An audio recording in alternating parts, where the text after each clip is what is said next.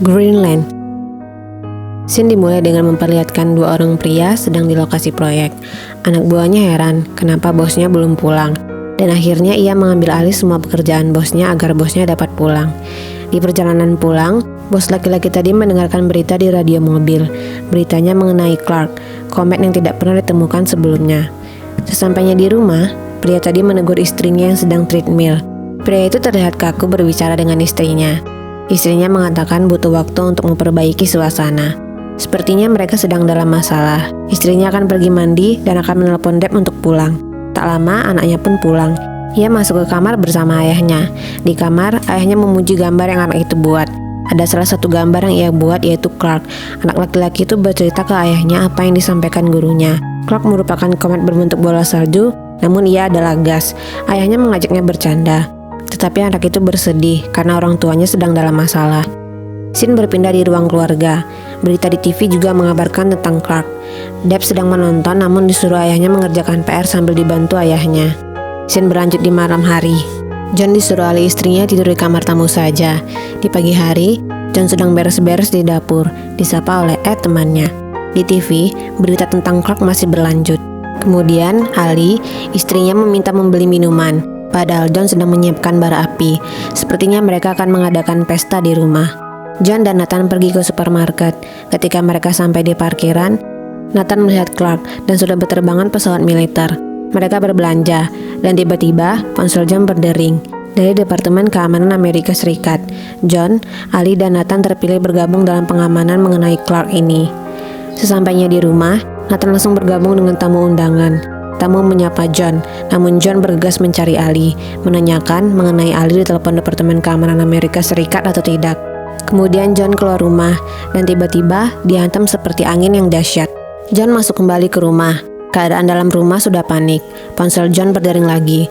Televisi memberitakan Clark sudah menghancurkan daratan Florida.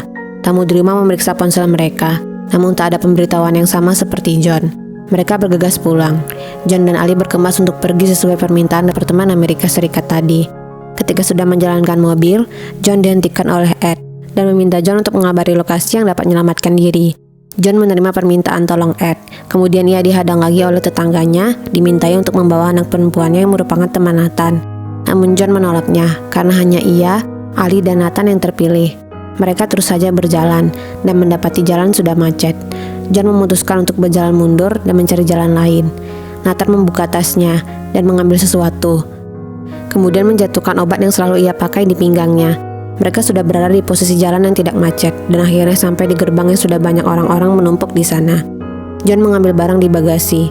Mereka berdesak-desakan dan tentara memberi instruksi mereka yang terpilih saja yang boleh masuk. John membawa Ali dan Nathan menerobos orang-orang yang berdesak-desakan itu. John menunjukkan kode QR dan KTP, kemudian mereka masuk ke dalam gerbang yang di sana sudah ramai juga orang-orang menuju pesawat. Sampainya di dalam, tentara meminta seluruh penumpang hanya membawa satu tas saja. Ketika mereka berkemas, Ali mencari insulin milik Nathan, namun tidak ada. Nathan membuka tas untuk mengambil selimut tadi di mobil, dan pasti terjatuh di sana. John bertanya kepada tentara, berapa lama lagi pesawat akan terbang? Ternyata 20 menit lagi. John memutuskan untuk kembali ke mobil mengambil insulin Nathan.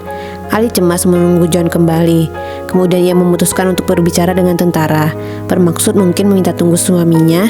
Jika sudah saatnya terbang, ia menjelaskan kepada tentara kalau suaminya pergi ke mobil mengambil obat anaknya yang ketinggalan. Tentara tersebut langsung memanggil rekannya dan menjelaskan dilarang terbang jika ketergantungan obat. Mereka membawa Ali juga Nathan ke sebuah ruangan. Di dalam, mereka bertemu tentara wanita dan menjelaskan jika seseorang mengidap penyakit kronis dilarang terbang. Ali memohon kepada tentara itu, namun ditolak. Ali meminta tentara itu menelponkan John.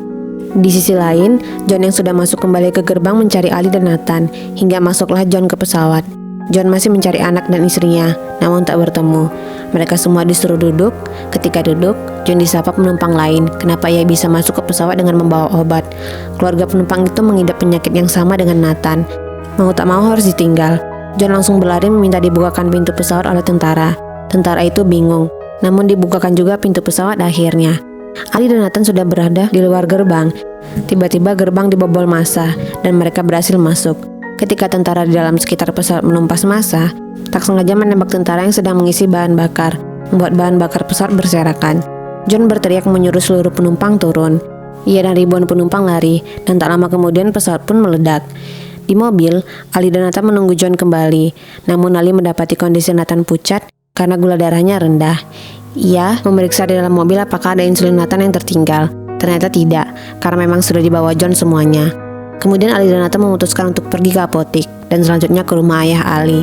John sudah keluar gerbang dan kembali ke mobil, kemudian mendapati surat dari Ali. Scene berlanjut di apotik. Ali dan Nathan memeriksa gula darah Nathan, kemudian mengambil obat yang sudah berserakan. Setelah mengambil obat, terdengar suara tembakan. Semua yang ada di sana disuruh keluar. Ali dan Nathan perlahan keluar, namun bertemu dengan pria yang memegang pistol. Ali memohon kepada pria itu untuk tak menembak, dan dikabulkan. Sesampainya di luar, Ali berteriak kepada seseorang untuk meminta tumpangan, dan mereka memberi tumpangan. Di jalan, mereka berbincang, sampai akhirnya pria dan wanita yang memberi tumpangan tadi mengetahui Ali dan Nathan menjadi orang yang terpilih untuk terbang. Pria dan wanita itu tidak terpilih. Di sisi lain, John mencoba mencari tempat ketinggian untuk mendapatkan sinyal demi dapat menghubungi Ali. Tersambung, namun suara Ali dan John tidak dapat didengar satu sama lain. John turun dan melihat sebuah truk yang akan jalan. John meminta tumpangan kepada sopirnya dan diberikan. Di sisi lain, di mobil yang ditumpangi Ali dan Nathan, pria memberi tumpangan itu tampak memikirkan sesuatu. Ternyata ia berniat jahat kepada Ali dan Nathan. Ia memberhentikan mobil dan mengeluarkan Ali secara paksa, namun Nathan ditahan. Pria itu menyuruh istrinya mengunci pintu di bagian Nathan duduk. Istrinya kebingungan melihat tindakan suaminya. Kemudian mereka membawa kabur Nathan. Ali mencoba memberhentikan mobil yang lewat untuk meminta tumpangan, namun tak ada satupun yang merespon. Di sisi lain, John dalam mobil yang ditumpanginya berbincang dengan seseorang. Di bak truk tersebut ada beberapa orang yang ikut pergi. Pria tersebut menawarkan untuk ikut terbang dengannya karena memiliki akses meskipun bukan dari pemerintahan. John menolaknya karena ia harus bertemu dulu dengan istri dan anaknya. Pria itu memberitahu tempat mereka akan terbang dan memperbolehkan John untuk menyusulnya bersama anak dan istri mereka nanti ketika sudah bertemu. Tak lama, pria di depan John menanyakan pekerjaan John dan dari mana ia berasal. John menjawab seadanya saja. Ternyata, pria itu berniat buruk untuk menyuruh John memberikan gelang dan kartu identitas John kepadanya agar ia bisa terbang. Pria menawarkan John terbang tadi juga ikut kesal, dan akhirnya mereka berkelahi di bak truk tersebut karena truk bertabrakan dengan mobil lain. Di pinggir jalan, mereka masih berusaha bangkit satu sama lain dan melanjutkan perkelahian hingga akhirnya John menancapkan palu ke kepala pria yang meminta gelangnya tadi. Lalu pria itu tewas. Pria berkulit hitam yang baik tadi yang menawarkan John untuk terbang bersamanya ternyata sudah tewas juga. Tidak diketahui apa sebabnya. Sopir truk dan yang lainnya ketakutan, kemudian mereka pergi.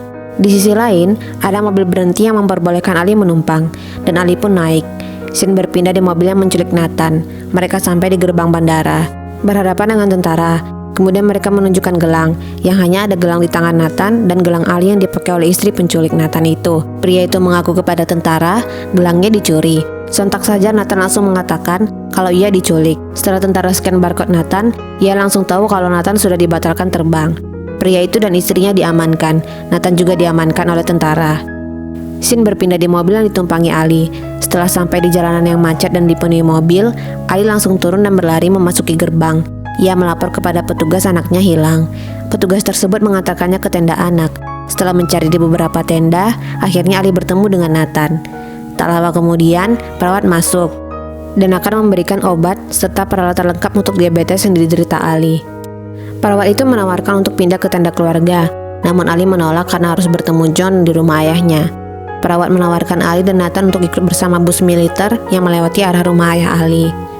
Scene berpindah ketika John memasuki rumah dengan menyusup memecahkan kaca dan membuka pintu rumah. Di dalam, John minum dan memakan roti yang ada. Kemudian ia menyalakan TV dan menonton berita. Tak lama, ia membasuh mukanya dan tangannya. Kemudian membuka pintu dan laci lemari, mendapatkan kunci mobil dan menulis surat kepada pemilik rumah itu kalau mobilnya ia bawa dan berjanji akan mengembalikannya jika ia selamat. John tiba di rumah ayah Ali, namun ia tidak menemukan Ali dan Nathan di sana. Ayah Ali sudah mencoba menelpon ke rumah mereka beberapa saat yang lalu, namun tidak ada jawaban. John mencoba menelpon kembali, namun tak ada sinyal. Ali dan Nathan sudah sampai dan turun dari bus militer yang mereka tumpangi.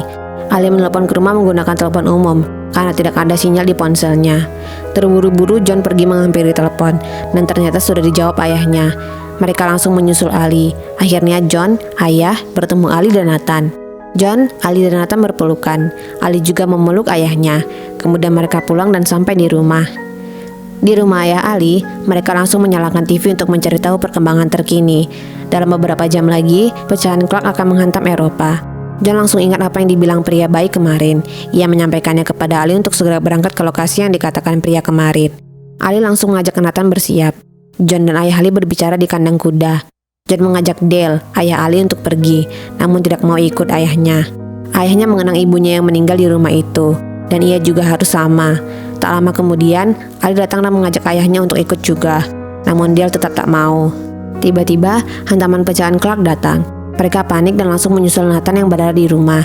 Nathan ketakutan. Mereka bersiap pergi. Dale berbincang terakhir dengan Nathan sebelum pergi. Ali juga berbincang dengan ayahnya. Kemudian masuk mobil. Ali menangis, meninggalkan ayahnya sendiri. Namun mereka harus terus berjalan. Di perjalanan, mereka berbincang sambil mendengar berita. Tak lama mereka terpaksa berhenti karena ada kecelakaan. Kemudian, tiba-tiba muncul puing-puing Clark di lokasi mereka berhenti. John langsung memutar mobil dan masuk ke hutan. Puing Clark terus menghantam tanah. Dikarenakan di depan ada penghalang, mereka turun mobil dan berjalan kaki. Puing Clark menghantam salah satu mobil yang ada di sana. Ali dan Nathan sudah bersembunyi di bawah jembatan. John mencoba menyelamatkan orang yang ada di mobil terbakar itu, hingga tangannya terbakar. Scene berlanjut di mobil ketika mereka sudah melanjutkan perjalanan kembali. Mereka melihat bandara dari kejauhan, dan sudah ada pesawat yang terbang. John menabrak pagar dan langsung menuju lepas landas pesawat, dan menghalang pesawat yang akan terbang. Pilotnya kesal dan marah kepada John. John meminta tolong agar membawa Nathan dan Ali terbang. Pilot mengatakan pesawat sudah penuh, namun akhirnya mereka diperbolehkan naik, tetapi pesawat hanya bisa terbang rendah. Saat mereka terbang, keesokan paginya mereka sudah dapat melihat Greenland. Semua tampak senang. Tak lama kemudian, ada pecahan yang menghantam satu wilayah di bawah mereka terbang. Hantaman itu ikut berdampak ke pesawat itu. Pilot mengendalikan semua mesin dan alat agar dapat terbang sempurna, namun gagal, yang membuat mereka harus mendarat darurat dan menabrak gunung es. Semua turun. John mencoba menyelamatkan pilot yang sudah terluka parah, namun pilotnya menyuruh John pergi. John melihat pesawat militer mendarat. Ia memberitahu kepada semua untuk pergi ke arah pesawat militer itu. Mereka berteriak meminta tolong, dan truk militer itu menghampiri untuk membawa mereka semua ke bunker. Sesampainya di depan pintu terowongan bunker, mereka disuruh cepat masuk. Di dalam, Ali, John dan Nathan berbincang, seakan-akan menjadi perbincangan terakhir mereka. Hantaman akan datang 30 detik lagi. Mereka bertiga menunduk. Dalam hitungan 10, hantaman akan datang. Dan situasi gelap. Beberapa saat kemudian, radio dari berbagai negara perlahan-lahan mulai aktif kembali. Ternyata semua yang di dalam bunker tadi selamat. Pintu bunker dibukakan, dan tampaklah daerah yang gersang habis terkena hantaman Clark. Burung-burung pun ada yang berterbangan di depan pintu bunker itu. John dan Ali berpelukan karena bahagia mereka selamat. Kemudian, film pun selesai.